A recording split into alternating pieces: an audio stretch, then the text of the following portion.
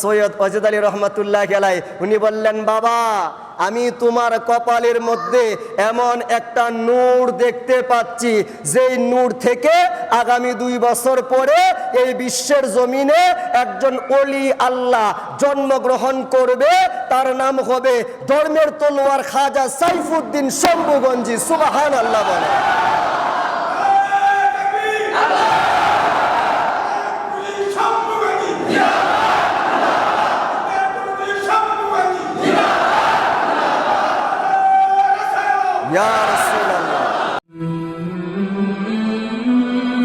শাহানশাহী এনায়েতপুরী রহমাতুল্লাহ আলাই যার নুরানি কদমের খেদমত করে এই ভারতীয় উপমহাদেশের মধ্যে কয়েকশো দরবার প্রতিষ্ঠিত হয়ে গেছে।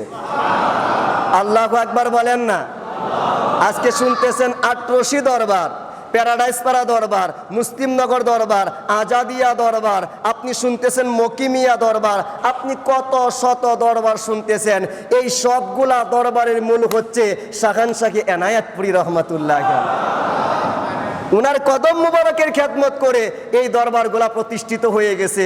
সেই শাহানশাহী এনায়েতপুরী রহমাতুল্লাহ আলাই উনার যখন প্রথম আওলাদ হয়েছিলেন, মুরিদের আদব দেখেন, ডাইরেক্ট চলে গিয়েছে ভারতের গোবরা শরীফে। মুর্শিদ চানকে বললেন, মুর্শিদ আপনার একজন গোলাম হয়েছে, আমার একজন আওলাদ হয়েছে, আপনি দয়া করে একটা নাম রাখেন। সৈয়দ ওয়াজেদ আলী রহমাতুল্লাহ আলাই উনি বললেন, বাবা আমি তোমার প্রথম সন্তানের নাম রাখলাম খাজা হাশিম উদ্দিন। জবান খুলে বলেন সুবহানাল্লাহ।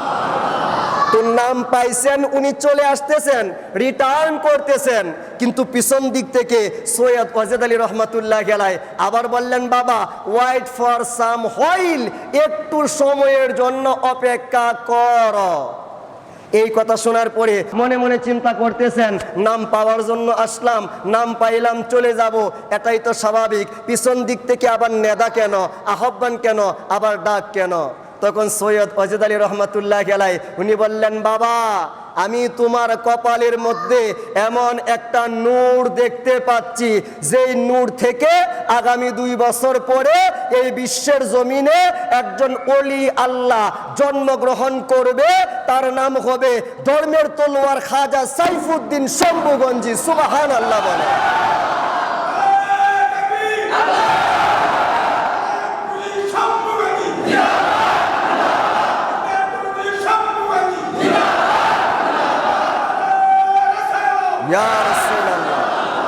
সম্মানিত বাবাজিরা, সেই শাহানশাহী শম্ভুগঞ্জি হুজুর পাক এমন একজন ওলি আল্লাহ যার নাম মুবারক রাখা হয়েছে জন্মের 2 বছর আগে।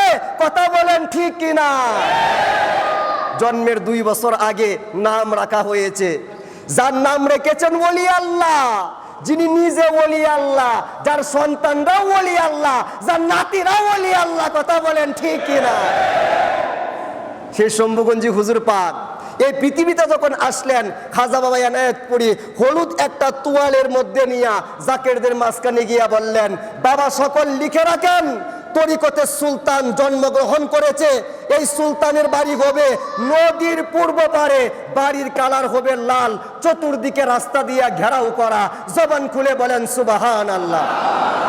এমন একজন ওলি আল্লাহ শম্ভুগঞ্জি, যার জন্মের পরে এনায়েতপুরী হুজুর পাক ভবিষ্যৎবাণী করেছেন, তরিকতে সুলতান জন্মগ্রহণ করেছে, বাড়ি হবে নদীর পূর্ব পারে। আজকে ব্রহ্মপুত্রের পূর্ব পারে শম্ভুগঞ্জ লালকুটি দরবার। কথা বলেন ঠিক কিনা? বাড়ির কালার হবে লাল, লালকুটির কালার কি সবুজ না লাল? লাল। চতুর্দিকে রাস্তা দিয়ে ঘেরাও করা। চতুর্দিকে রাস্তা আছে না নাই? সবকিছু মিস হইতে পারে, আল্লাহর ওলির জবানের কথা কি মিস হইতে পারে?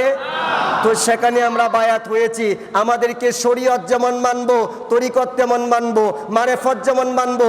আমাদেরকে মারেফত মানার আগে আল্লাহ পাক রব্বুল আলামিনের দেওয়া শরীয়ত, আমার রসুলের পাকের দেওয়া শরীয়ত, সবকিছু মিলে কমপ্লিট ইসলাম মানার দরকার আছে না নাই? আল্লাহ পাক রব্বুল আলামিন আমাদেরকে সহি সমাজ দান করুন।